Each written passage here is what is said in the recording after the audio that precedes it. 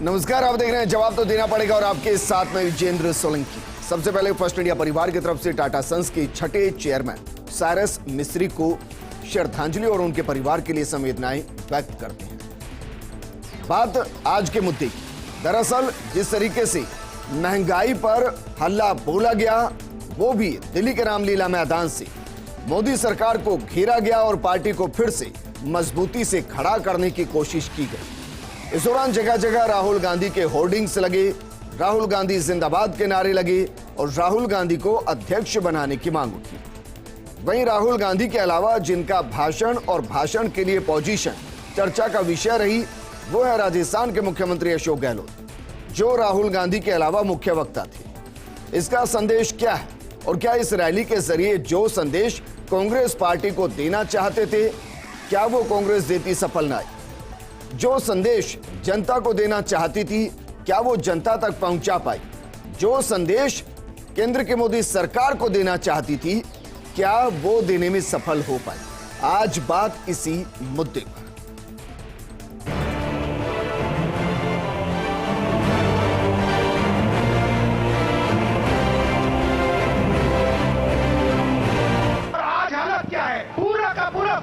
हिंदुस्तान के दो उद्योगपति उठा रहे हैं, मगर आज हिंदुस्तान की हालत ये है कि अगर देश चाहता भी है तो देश अपने युवाओं को रोजगार नहीं दे पाएगा।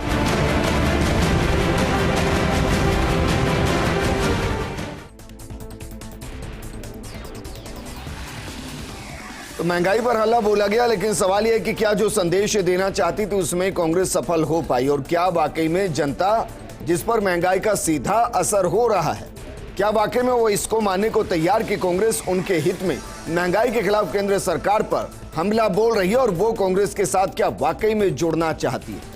इस मुद्दे पर बात करने के लिए हमारे साथ हैं बीजेपी नेता सुरेश गर्ग जी, राजनीतिक विश्लेषक प्रोफेसर एनडी माथुर जी और राजनीतिक विश्लेषक योगेंद्र गुप्ता जी। एनडी माथुर जी, शुरुआत आपके साथ सर। ये तो सच है कि कोरोना के बाद से ही महंगाई एक बड़ी समस्या आम आदमी के लिए बनी हुई है, लेकिन इसके साथ सच ये भी है कि केंद्र के खिलाफ जितनी भी विपक्षी पार्टियां हैं वो ये मुद्दा तो उठाती है, लेकिन केंद्र सरकार को इस हद तक घेर नहीं पाती कि वो जनता को राहत दे सके।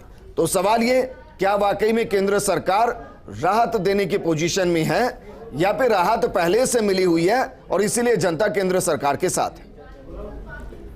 सोलंकी साहब, अर्थव्यवस्था में ब्राइटर साइड्स और डार्कर साइड्स एक साथ नज़र आती है। इतना बड़ा देश है, इतनी बड़ी अर्थव्यवस्था है, इतने बड़े आकार की अर्थव्यवस्था है। आप देखेंगे 2014 में 10वें पायदान पर आकार के हिसाब से अगर सकल घरेलू उत्पत्ति को देखा जाए तो हम 10वें पायदान पर थे। आज हम 5वें पायदान पर आ गए हैं और 2027 में जर्मनी को पीछे छोड़कर तीसरे पायदान पर, दूसरे पायदान पर आने की संभावनाएं जता रहे हैं और 29 में जापान को पीछे छोड़कर दूसरे पायदान पर आने की संभावना। लेकिन आम आदमी की क्या तनख्वाह बढ़ रही है, क्या वो ग्रो कर रहा है इतनी तेजी से? वापस मैं आपके पास लौटूंगा। मुख्यमंत्री अशोक गहलोत दिल्ली के अंदर जिस तरीके से उन्होंने भूमिका निभाई है इस महंगाई के खिलाफ रैली के अंदर, उसके बाद से यकीनन उनका कद न सिर्फ कांग्रेस में और बढ़ा है बल्कि एक प्रखर वक्ता और पार्टी में एक महत्वपूर्ण भूमिका निभाने के तौर पर भी देखा जा सकता है। आज मुख्यमंत्री अशोक गहलोत ने भी महंगाई के खिलाफ जो रामलीला मैदान से हुंकार भरी, वो कुछ इस तरीके की हुंकार जो ये बताती है कि अगर मोदी सरकार से कांग्रेस में कोई सीधी टक्कर ले पा रहे हैं तो वो राहुल गांधी है या फिर मुख्यमंत्री अशोक गहलोत है। ये दिल्ली से तस्वीरें आपको दिखा रहे हैं। मुख्यमंत्री अशोक गहलोत यहां से अहमदाबाद के लिए रवाना होंगे, क्योंकि अहमदाबाद में कल राहुल गांधी पहुंचेंगे और मुख्यमंत्री अशोक गहलोत भी अहमदाबाद पहुंचेंगे। लेकिन उससे पहले दिल्ली की तस्वीरें जहां लोगों से मुलाकात करते हुए, कांग्रेस के कार्यकर्ताओं से मुलाकात करते हुए, और जो जोश कार्यकर्ताओं के अंदर राजस्थान में दिखाई देता है, मुख्यमंत्री से मिलने का कुछ ऐसा ही जोश दिल्ली के अंदर भी दिखाई दे रहा है। एनर्जी से लबरेज कांग्रेस क्या वाकई में इस महारैली के बाद इस टेम्पो को आगे बढ़ा पाएगी? क्योंकि अक्सर हम देखते हैं कि जब बड़े आयोजन होते हैं तो कांग्रेस ऐसे लगता है जैसे ऊर्जा से भर गई है, लेकिन जैसे जैसे वक्त बीतता है वो ऊर्जा भी कहीं गायब होती दिखाई देती है। ये जोधपुर हाउस की तस्वीरें हैं जहां मुख्यमंत्री अशोक गहलोत पहुंचे हैं और उनसे मिलने के लिए कार्यकर्ता पहुंचे हैं, नेता पहुंचे हैं, आम जनता पहुंची है, लगातार उनसे मुलाकात करते हुए, और यहां से वो अहमदाबाद के लिए रवाना होंगे। लेकिन बात इससे पहले जिस तरीके से कांग्रेस ने केंद्र सरकार को घेरने की कोशिश की और महंगाई के मुद्दे को एक बार फिर से राष्ट्रीय पटल पर उठाने की कोशिश की, माथुर जी मेरा सवाल फिर वही है सर, ये अच्छा लगता है आंकड़ों के अंदर कि 5वीं सबसे बड़ी इकॉनमी हो गई है, हम लगातार ग्रो कर रहे हैं, लेकिन सर ग्रो कहां कर रहे हैं? आम आदमी की इनकम बढ़ नहीं रही है, बेरोजगारी दर अपने शीर्ष पर है बीते 8 सालों के अंदर, और राजस्थान के साथ कई ऐसे राज्य हैं जहां बेरोजगारी दर 32 से ऊपर है। तो सर क्या वाकई में जहां बेरोजगारी चरम पर हो, जहां महंगाई से राहत ना मिल रही हो, जहां आम आदमी की इनकम ना बढ़ रही हो, वहां क्या वाकई में इससे राहत मिल सकती है कि हम 5वीं सबसे बड़ी अर्थव्यवस्था है?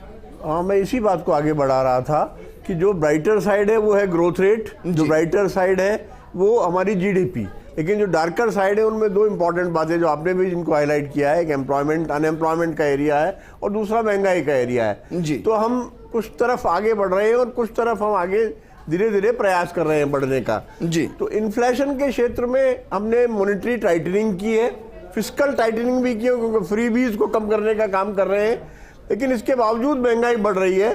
तो इसलिए हमें अपनी आर्थिक नीति में और इकोनॉमिक स्ट्रैटेजी में कुछ बदलाव करने पड़ेंगे, और अनएम्प्लॉयमेंट को हमने अपनी मैक्रो इकोनॉमिक पॉलिसी का कभी हिस्सा बनाया ही नहीं। अगर हम इन्फ्लेशन को चेक करना चाहते हैं तो सिर्फ रेपो रेट को बढ़ाना है, मॉनेटरी टाइटनिंग करना और फिस्कल पॉलिसी और मॉनेटरी पॉलिसी के माध्यम से इन्फ्लेशन चेक करने की जगह अनएम्प्लॉयमेंट को अगर चेक करें और रोजगार के अवसर पैदा करने की कोशिश करें, डेमोग्राफिक डिविडेंड जो हमारे देश में है उसका फायदा उठाने की कोशिश करें, उनको स्किल्ड कर सके लोगों को, उससे आम आदमी का इनकम लेवल अगर बढ़ेगा तो महंगाई अपने आप कम होगी जी। तो इसलिए हमें मैक्रो इकोनॉमिक पैरामीटर्स में अनएम्प्लॉयमेंट को एक वेरिएबल बनाने की जरूरत है, जिसकी वजह से हम इन्फ्लेशन पर चेक ला सकते। ठीक है सुरेश गर्ग जी, आपके लिए अच्छी बात यह है कि जनता का मोह भंग हो नहीं रहा, चाहे महंगाई कितनी बढ़ जाए, बेरोजगारी कितनी बढ़ जाए, लेकिन बुरी बात यह है कि एक वक्त के बाद तो मोह भंग होगा, क्योंकि अब की बहुत हुई महंगाई की मार, अब की बार मोदी की सरकार, पेट्रोल डीजल की मार बहुत हुई मोदी सरकार, और अनेक तरीके के जुमलों के साथ आए थे। तो हर चीज का एक अंत होता है सर, क्या वाकई में सोचा जा रहा है इस बारे में? देखिए सोलंकी जी, आज की रैली एक परिवार को बचाने के लिए रैली थी, एक परिवारवाद वाली पार्टी है, 2 लोगों की पार्टी है, उन 2 लोगों को बचाने के लिए एक रैली की गई थी। उनका महंगाई से कोई मतलब नहीं है, जनता उनके साथ नहीं है। आज महंगाई की जाके महंगाई दर की बात करते हो तो महंगाई दर आज 6.7% है, और करोड़ जो आज 2014 से पहले कंटिन्यू 22 महीने तक 9% से ऊपर महंगाई दर रहती थी। आज भारत विश्व की 5वीं बड़ी अर्थव्यवस्था है, ये आपको मानना पड़ेगा। ब्लूमबर्ग जो कि भारतीय जनता पार्टी का नहीं है, ब्लूमबर्ग कह रहा है कि हिंदुस्तान में कभी भी मंदी नहीं आएगी, ये ब्लूमबर्ग बोल रहा है। आईएमएफ वर्ल्ड बैंक भारत की तारीफ कर रहा है। आप जहां तक गरीबी रेखा की बात कर रहे हो, 2014 से पहले गरीबी रेखा 22% से ऊपर हुआ करती थी, आज वो 12% और 10 और 12% के बीच में है। ये किसने कहा सर? एक मिनट, ये किसने? ये रिपोर्ट बता रही है, ये रिपोर्ट बता रही है। किसकी रिपोर्ट? ये रिपोर्ट बता रही है, आईएमएफ की रिपोर्ट बता रही है, ये चीजें यहाँ के आरबीआई की रिपोर्ट है, आप देखिए। तो मैं कह रहा हूं गरीबी रेखा आप बता रहे हो, आधार बताएंगे आप? सेंसेक्स कब हुआ है लास्ट टाइम? मुझे ये बताइए कि आज आप कह रहे हो कि साहब 21 करोड़, मैं बोल रहा हूं आप 21 करोड़, आप 140 करोड़ पे आप 21 करोड़ को लगा लीजिए, कितना होता है? 22% होता है या 12% होता है? पहले 2014 से कमाल कर रहे हैं सर, कुछ भी कहेंगे, मतलब कुछ भी कहेंगे। कहिए चैनल पर कि 80 करोड़ जिनको हम बीपीएल मानकर, गरीब मानकर अनाज दे रहे हैं, उनको नहीं देंगे हम। हमने क्या बात कर रहे हैं सर? कोरोना काल के अंदर अगर 80 करोड़ जनता को हमने मुफ्त में राशन दिया है, जनता को हमने राहत दी है, तो वो उनके पेट में क्यों नहीं बचती? कौन सी जनता? बताइए, कौन सी जनता? Sir? Rahul Gandhi G parameter क्या था? आके सर घूमिए नहीं, संवैधानिक संस्थाओं को चैलेंज कर रहे हैं, मिसगाइड मत कीजिए। नहीं, आप देखिए, आप मीडिया के लिए, आप लोगों के लिए राहुल गांधी जी क्या बोल के जा रहे हैं? राहुल गांधी जी मीडिया के लिए क्या बोल के जा रहे हैं कि साहब मीडिया तो उद्योगपतियों से के दबाव में। अरे भाई क्यों मीडिया दबाव में? मीडिया तो स्वतंत्र है, मीडिया अपनी बात रखने के लिए आजाद है, कैसे वो बोल सकते हैं? वो भी तो अपनी बात कहने के लिए आजाद है सर। संवैधानिक संस्थाओं को मुझे इससे फर्क नहीं पड़ता कि वो मीडिया को कितना क्वेश्चन कर रहे हैं, मुझे कोई फर्क नहीं पड़ता। मैं ये जानना चाह रहा हूं कि जो आपने अचानक से आंकड़ा लाके फेंक दिया, जरा बताइए कहां का आंकड़ा है, किसका आंकड़ा है ये? सेंसेक्स कब हुआ? आंकड़ा है, सेंसेक्स क्यों नहीं कर रहे हैं? हाँ, मैं कह रहा हूं कि 12% से नीचे है आपकी जो और ये, और जो 80 करोड़ लोगों को जो आप खाद्यान्न दे रहे हैं वो कौन से लोग? 80 करोड़ लोगों को हमने दिया है, तो वो गरीबी रेखा के नीचे ऐसा नहीं है, क्योंकि कई आपने देखा होगा कि अभी देखा होगा कई जगह अभी पता भी लगा कि जिन्होंने जो रिटर्न भरते थे उन लोगों ने भी उसका फायदा उठाया है। लेकिन मैं ये कहना चाह रहा हूं कि जो आज की रैली है, 60 करोड़ थोड़ी ना होंगे सर, वो कमाल कर रहे हैं। केवल एक परिवार को बचाने के लिए, एक जो 5000 करोड़ रुपए का जो इन्होंने योगेंद्र गुप्ता जी, ठीक है, योगेंद्र गुप्ता जी बचाने के लिए, योगेंद्र गुप्ता जी, क्या वाकई में इस रैली के जरिए हम ये कह सकते हैं कि कांग्रेस खुद के कार्यकर्ताओं को भी ये समझाने में कामयाब हुई कि देखिए हम कहीं नहीं जा रहे हैं, हम अभी भी हैं, और जनता को भी ये समझाने में कामयाब हो पाए कि हम आपके मुद्दों के साथ सड़कों पर उतरने की तैयारी कर रहे हैं, हाँ कुछ कमियां हैं उनको स्वीकार करते हैं? देखिए विजेंद्र जी, अगर हम सबसे पहले कांग्रेस की रैली की बात करेंगे तो अगर सतही तौर पर हम कह सकते हैं कि देर आए दुरुस्त आए, ये सतही तौर पर है। लेकिन यहाँ पर एक प्रश्न फिर उठता है कांग्रेस के ऊपर कि आपने रैली की बहुत अच्छा किया, नो डाउट, इसमें कोई शक नहीं कि महंगाई, लगातार हम भी कह रहे हैं, आप भी कह रहे हैं कि महंगाई एक ऐसा मुद्दा है, अगर वाकई में उस मुद्दे को पूरी गंभीरता से उठाया जाए, जनता को उससे जोड़ा जाए, तो भारतीय जनता पार्टी को घेरने का इससे बेहतर कोई मुद्दा हो नहीं सकता। क्योंकि भारतीय जनता पार्टी 2014 में यही कहकर आई थी, बहुत हुई महंगाई की मार, अब के बार मोदी सरकार, बहुत हुई डीजल पेट्रोल की मार, अब के बार मोदी सरकार। और उसी भारतीय जनता पार्टी ने 2014 के बाद में जिस तरीके से महंगाई का बम्बारमेंट चलाया, उससे महंगाई घटी ना घटी, जनता की जरूर मरने जैसी नौबत आ गई। ये पहला। अब देखिए, जो सुरेश गर्ग जी कह रहे हैं, क्योंकि हम लोग राजनीतिक विश्लेषक हैं और हम उस चश्मे से देखते हैं राजनीतिक दृष्टिकोण से, तो सुरेश गर्ग जी का जो कहना है, हम आंकड़ों की बात करते हैं, लेकिन आंकड़ों से इतर एक वास्तविक दुनिया भी है। अभी 3 दिन पुरानी एक रिपोर्ट आई है कि भारत में दिहाड़ी मजदूरों की आत्महत्या की जो घटनाएं हैं वो इतिहास की सर्वाधिक हो चुकी हैं। दिहाड़ी मजदूर कौन है? जो सड़क पर खड़ा हुआ है, जो रोज पैसा कमाता है, रोज खाता है, और जब वो 200 रुपये लीटर का तेल लेने जाता है, या वो जब नमक लेने जाता है, आटा लेने जाता है, वो दूध लेने जाता है जिसमें जीएसटी लग चुकी है। भारत के इतिहास में आज तक कभी ऐसा नहीं हुआ कि आटे में जीएसटी लगी हो, दूध पर जीएसटी लगी हो, दही पर जीएसटी लगी हो। वो भारतीय जनता पार्टी ने कमाल किया। वो लेने जाता है तो उसे मालूम चलता है कि महंगाई क्या है। स्टूडियो में बैठकर सुरेश गर्ग जी, महंगाई की बात करना बहुत आसान है कि महंगाई कहीं नहीं है। गुप्ता जी, इन सबसे इतर भी तो वोट जाकर फिर बीजेपी को देते हैं। आप उस परसेप्शन को भी समझिए ना सर। या तो उनके पास ऑप्शन नहीं है, या वो कह रहे हैं कि अब महंगाई सेकेंडरी थिंग हो गई है, हिंदुत्व और बाकी चीजें, या जिस तरीके से बीजेपी प्रमोट करती है अपने मुद्दों को, वो प्रायोरिटी हो गई है। वापस मैं आपके पास आऊंगा। दिल्ली न्यूज एडिटर अदिति नागर हमारे साथ जुड़ गई हैं। अदिति, पूरी रैली को हम सुबह से कवर कर रहे हैं, क्या इसके बाद अगर मैं ये कहूं कि महंगाई के मुद्दे पर तो मुखर रही कांग्रेस, इसके साथ एक और संदेश दिया गया कि राहुल गांधी प्रमुख किरदार में थे, प्रमुख किरदार में हैं और प्रमुख किरदार में रहेंगे, यह संदेश पूरे तरीके से स्पष्ट कर दिया गया।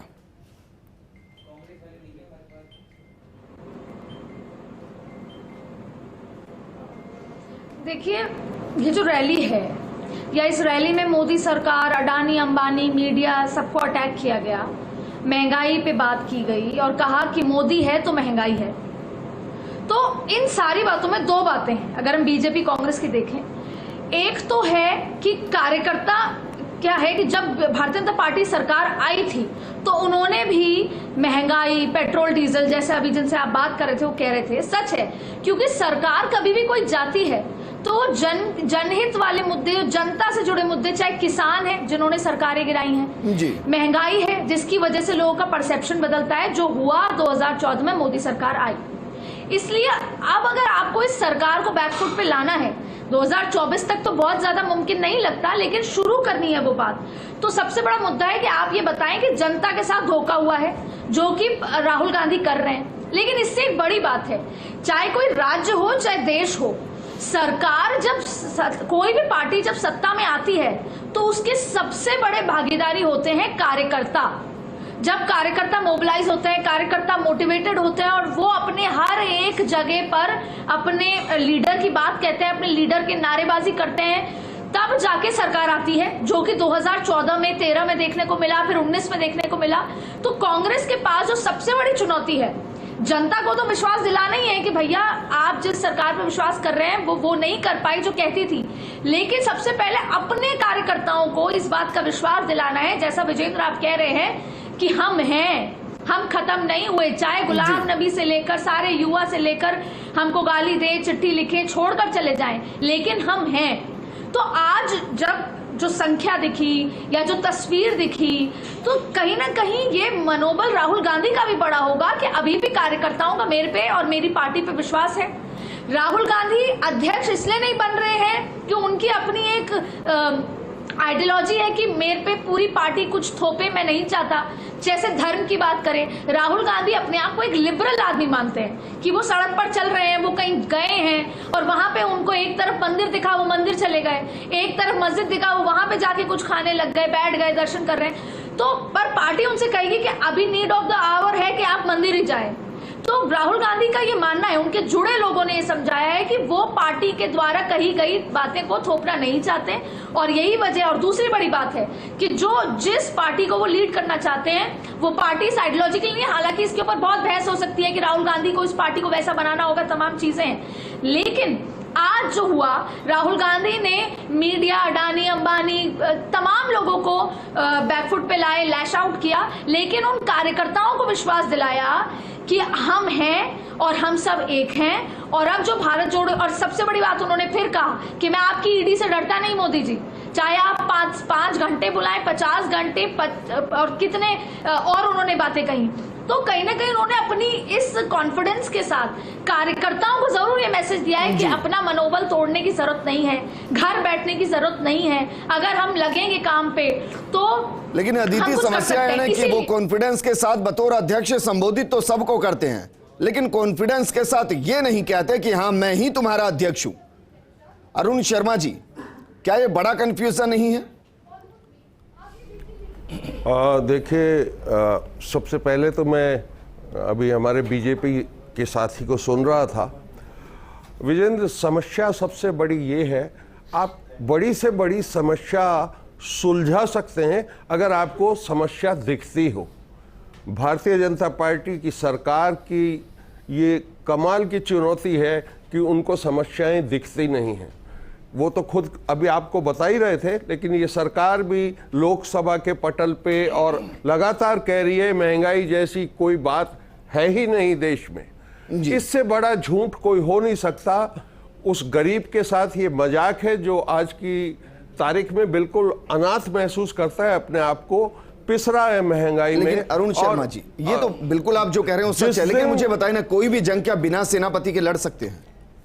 नहीं, बताइए ना। मैं आ रहा हूं, सेनापति को लेकर ही कंफ्यूजन होगी कि ये सेनापति है, वो सेनापति है, वो होगा या ये होगा, ये है या नहीं है, कैसे जंग लड़ेंगे? देखिए विजेंद्र, अब आपके इस प्रश्न का जवाब देना चाहता हूं। उससे पहले मैं आपको बता रहा था कि ये झूठ का आडंबर जो पिछले 8 सालों से देश में खड़ा किया गया है, जिस दिन इस देश का गरीब, नौजवान और दलित ये बैठ के सोचेगा कि पिछले 8 साल में उसको धरातल पे मिला क्या है, उसको क्या फायदा हुआ है, उस दिन इनका जो अहंकार है वो टूटना शुरू होगा। सर, उस दिन तक कांग्रेस क्या करेगी? देखिए, कांग्रेस शुरू से जनता की आवाज बनने के प्रयास में लगी रहती है, क्योंकि वो दर्द समझती है।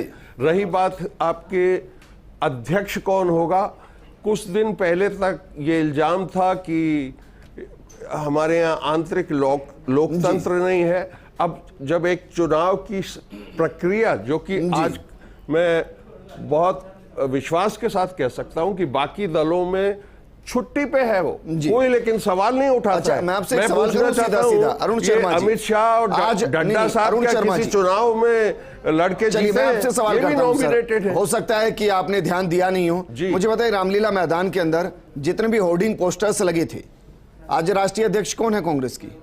सोनिया गांधी जी है या नहीं है सर? कंफर्म कीजिए। जी हाँ, अंतरिम अध्यक्ष। चलिए ठीक है, जी। तो जरा ये बताइए कि उनके पोस्टर क्यों नहीं थे? पोस्टर तो राहुल गांधी के हैं। और चलिए मान लेता हूं जो सच भी है कि वो बीमार हैं, वो नहीं आ पाई, तो क्या जो भी नहीं है, जो भी उनकी जगह अगुवाई कर रहे हैं, क्या वो ये लाइन नहीं बोलेंगे कि हमारे अध्यक्ष की तरफ से इस पर मैं अपना वक्तव्य दे रहा हूं? आते हैं सीधे अध्यक्ष की तरह बोलते हैं, पोस्टर राहुल गांधी के लगते हैं, जिंदाबाद राहुल गांधी की होती है। सोनिया गांधी जो राष्ट्रीय अध्यक्ष हैं, वो एक छोटे से घेरे के अंदर दिखाई दिए सर पोस्टर्स में आज। देखिए, पोस्टर बताइए ना। पोस्टर का सवाल नहीं है, मैं बता रहा हूं आपको। पिछले कई सालों से अगर विपक्ष की बिना डरी हुई निडर आवाज एक है तो वो राहुल गांधी की है। इसमें कोई डिबेट की गुंजाइश नहीं है। वो हमेशा आपको समय पे चेताते हैं, इस सरकार को चेताया है उन्होंने, वो चाहे महामारी की बात हो, आर्थिक संकटों की बात हो, वो एक आवाज बन के उभरे हैं, इसमें कोई शक होना नहीं चाहिए। रही बात अध्यक्ष का जो चुनाव है, वो अब तो कैलेंडर बिल्कुल सामने है, साफ साफ डेटें अनाउंस्ड हैं, चुनाव होगा। ये कोई भी स्वतंत्र है लड़ने के लिए, जिसके भी 10 प्रस्तावक हैं वो उम्मीदवारी पेश कर सकता है। मेरी जानकारी में और इस देश की जानकारी में अब तक की सूचना यही है कि श्री राहुल गांधी, बोलिए सर, बोलिए। श्री राहुल गांधी चाहते हैं कि गांधी परिवार से बाहर का कोई अध्यक्ष हो। अच्छा, बहुत सीधा सवाल कह चुके हैं, राहुल गांधी नॉमिनेशन नहीं करेंगे? नहीं करेंगे ना? नहीं करेंगे कि मैं अभी भविष्यवक्ता नहीं हूं। कर रहे हैं ये आपको डेट्स पे ही पता लगेगा कौन कौन उम्मीदवार है इस अध्यक्ष पद का। मैं आज की तारीख में आपको बता नहीं सकता हूं वो करेंगे नहीं करेंगे। ठीक है, एंडी माथुर जी, सर क्या वाकई में आने वाले वक्त में महंगाई हमें और बढ़ती हुई दिखाई दे सकती है, कम होगी? मैं इसलिए कह रहा हूं, बढ़ेगी तो कांग्रेस के पास अपॉर्चुनिटी बढ़ेगी। अर्थव्यवस्था में प्रयास हैं जी, उन प्रयासों को देखते हुए और जो ग्रोथ रेट है इकोनॉमी की, और जिस तेजी से रेवेन्यू कलेक्शंस बढ़ रहे हैं, और जिस तरह से हम पायदान क्रॉस कर रहे हैं कि महंगाई कमी होगी, बढ़ेगी नहीं, और ये प्रयास अगर अनवरत चलते रहे, कांग्रेस के लिए तो बेहतर है कि महंगाई बढ़ेगी तो मुद्दे पर और घेर सकते हैं। लेकिन योगेंद्र गुप्ता जी, हमें स्ट्रैटेजी अच्छी, हमें एक मैक्रो इकोनॉमिक स्ट्रैटेजी अच्छी तरह से बनानी पड़ेगी इसके लिए। ठीक है, योगेंद्र गुप्ता जी, क्या वाकई में आपको राजनीतिक चश्मे से यह दिखाई दे रहा है कि जो रैली आज हुई और जिस तरीके से हुंकार भरी गई, क्या वाकई में इससे केंद्र सरकार पर कोई भी किसी भी तरह का प्रेशर क्रिएट होगा? देखिए, अभी इस रैली को देख करके ऐसा लगता है कि प्रेशर बिल्ट नहीं होगा, और इसको प्रूव किया अभी भी सुरेश गर्ग जी ने, क्योंकि उन्होंने साफ तौर पर इस रैली को गांधी परिवार को बचाने वाला घोषित कर दिया। ये कांग्रेस की, बीजेपी की पॉलिसी सामने आ चुकी है कि वो प्रेशर को किस तरह रिलीज करेंगे। नहीं, लेकिन मैं थोड़ा सा अपने सवाल को बढ़ा कर देता हूं, हो सकता है कि मैं उस तरीके से पहुंचा नहीं पाया। यहां प्रेशर का मतलब है कि क्या कांग्रेस इस रैली के जरिए जनता को जगा पाएगी? क्योंकि प्रेशर तो केंद्र पर तभी बनेगा जब जनता सही मायने में सड़कों पर होगी। विपक्ष कितना ही हल्ला कर ले, कोई फर्क नहीं पड़ता। मैं वहीं आ रहा हूं, उसके बाद में जो आपने कहा मैं उसी जगह आ रहा था। अब प्रश्न ये है कि जो आज की रैली है, देखिए आज की जो रैली थी वो एक तरह से स्पॉन्सर्ड थी कि 35,000 लोगों से ज्यादा राजस्थान से हम लोग ले गए, बाकी जगह से लाए। उसमें आम जनता नहीं थी, उसमें कांग्रेस का कार्यकर्ता था जी। केंद्र सरकार पर या किसी भी सरकार पर दबाव तब पड़ता है जब जनता की उसे भागीदारी होती है। अब जब ये सड़क पर निकलेंगे राहुल गांधी, जैसा 7 मार्च से इनकी प्रस्तावित यात्रा भारत जोड़ो, वो सड़क पर निकलेंगे। आज की रैली को देखकर लगता है कि पूरी तरीके से महंगाई पर आधारित वो इनका जितना भी कार्यक्रम है 7 सितंबर से होने वाला है, वो जब सड़क पर उतरेंगे, सड़क पर उतरने के बाद में आम जनता की कितनी सहभागिता होती है, क्या उसके आधार पर एक नई चेतना, नई क्रांति का सूत्रपात वो कर सकते हैं? ये प्रश्न भविष्य के गर्त में छुपा हुआ है। ठीक है, अदिति नागर से मैं एक छोटा सा रिएक्शन ले लेता हूं क्योंकि मुझे प्रोग्राम क्लोज करना है। अदिति, आप तो कार्यकर्ताओं से मिली होंगी, नेताओं से भी मिली होंगी, उन्होंने क्या कहा? ये कहा कि पसीना छूट गया कार्यकर्ताओं को रैली में लाने के लिए, या ये कहा कि बहुत ज्यादा संख्या में जनता आना चाहती थी लेकिन क्या करें, यहां कैपेसिटी नहीं थी, इसलिए जनता को बोला कि जहां है वहीं से विरोध कीजिए?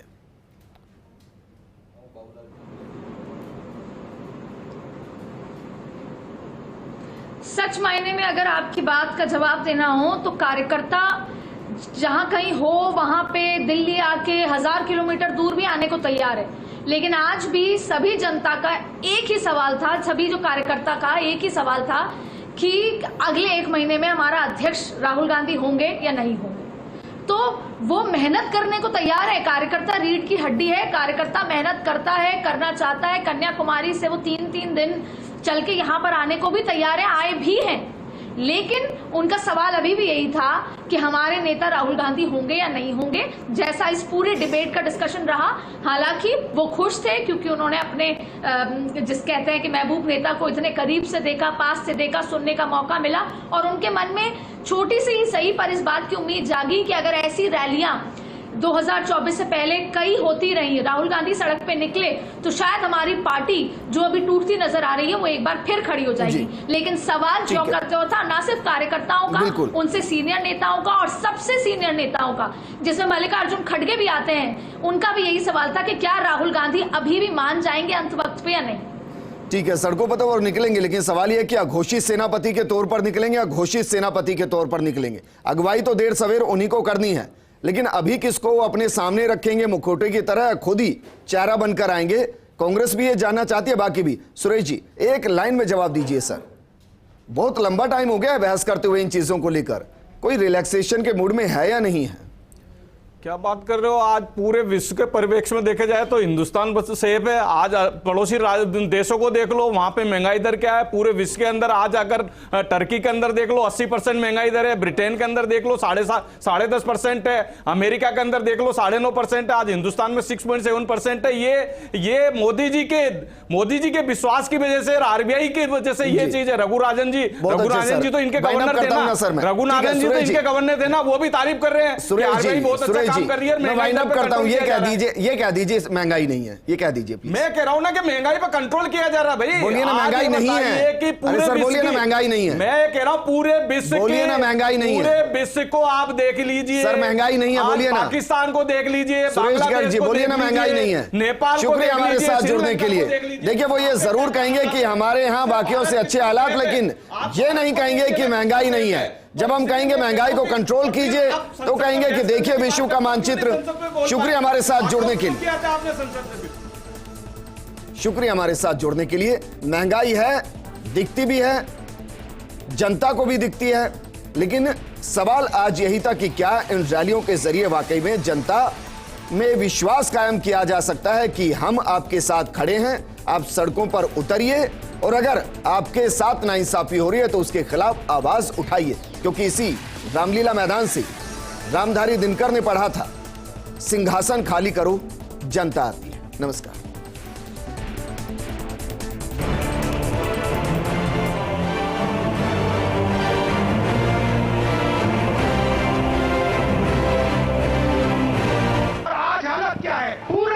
फायदा हिंदुस्तान के 2 उद्योगपति उठा रहे हैं, मगर आज हिंदुस्तान की हालत ये है कि अगर देश चाहता भी है तो देश अपने युवाओं को रोजगार नहीं दे पाएगा।